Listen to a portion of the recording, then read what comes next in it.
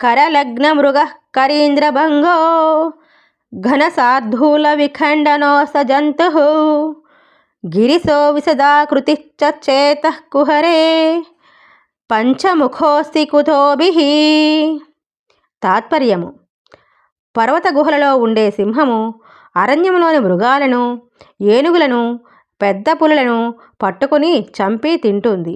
అట్లాగే నా మనస్సునే గుహలో చేతిలో లేడిని ధరించినవాడు, గజాసురుని సంహరించినవాడు, వ్యాఘ్రాసురుని ముట్టుపుట్టినవాడు, తెల్లని శరీరకాంతి గలవాడు, సద్యోజాతి, వామదేవ, అఘోర, ఈశాన తత్పురుషములనే 5 ముఖములు గలవాడు అయిన శివుడు ఉన్నాడు.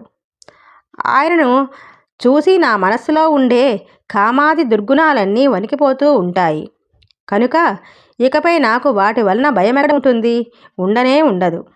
నిరంతరం మనస్సులోని భగవంతుని గురించి ఆలోచిస్తూ ధ్యానిస్తూ ఉంటే దుర్గుణాలకు అక్కడ చోటే ఉండదు. భగవంతుని ఆశ్రయించిన మనస్సుకి దుర్గుణాల భయము ఉండదు.